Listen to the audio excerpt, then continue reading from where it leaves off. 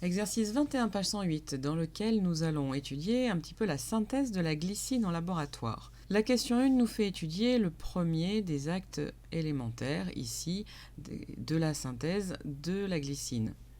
On nous demande dans le petit a d'identifier les sites donneurs et accepteurs de doublés d'électrons qui interagissent. Donc pas tous les sites donneurs et accepteurs, seulement ceux qui interagissent. Donc déjà, je vais analyser ça. J'ai un réactif ici, un deuxième et un seul produit. Ça signifie donc qu'une liaison s'est créée entre mes deux réactifs. Après étude des deux réactifs, je constate que la liaison qui s'est créée est celle-ci, entre ce carbone et cet azote. Alors, pour trouver les sites donneurs et accepteurs, je vais travailler sur la polarisation des liaisons, étant donné que, en bas de l'exercice, vous avez toutes les données nécessaires pour étudier les électronégativités. On commence par la liaison CO, qui est une liaison polaire, parce que l'électronégativité de l'oxygène est supérieure à l'électronégativité du carbone. Ça signifie par conséquent que je vais avoir un delta- sur l'oxygène, un delta+ sur le carbone. Le carbone possédant une charge partielle positive, il est bien défini comme étant un site accepteur d'électrons. Sur l'autre réactif, il n'y a que des liaisons azote-hydrogène. Ces liaisons azote-hydrogène, elles sont aussi polaires parce que si je regarde les électronégativités, je vois que l'électronégativité de l'azote est supérieure à celle de l'hydrogène. Par conséquent, l'azote va être porteur de delta-, alors que les hydrogènes, chacun d'un delta+. Il y a 3 liaisons azote-hydrogène, donc 3 delta- sur l'azote. L'azote étant porteur de charge partielle négative, étant porteur d'un doublet non liant, il appartient bien à la catégorie des donneurs d'électrons. Ceci va me permettre de répondre à la question petit b, représenter les flèches courbes de l'acte élémentaire en justifiant leur sens. Alors justifier leur sens, c'est rapidement fait. Le sens d'une flèche courbe, c'est toujours le même. La flèche courbe, elle va toujours du donneur vers l'accepteur. Le donneur, c'est l'azote, et plus précisément le doublet non liant de l'azote, parce que je vois que côté réactif, il en a 3, côté produit, il en a 1.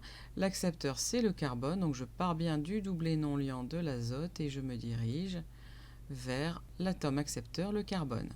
Dans la question 2, on s'intéresse à la réaction B. On vous donne le premier et le dernier acte élémentaire de cette réaction et on vous demande de justifier que le composé A est un catalyseur et ensuite trouver sa formule. Alors, montrer que c'est un catalyseur, je m'aperçois que cette espèce chimique A est consommée sur la première étape, régénérée sur la dernière.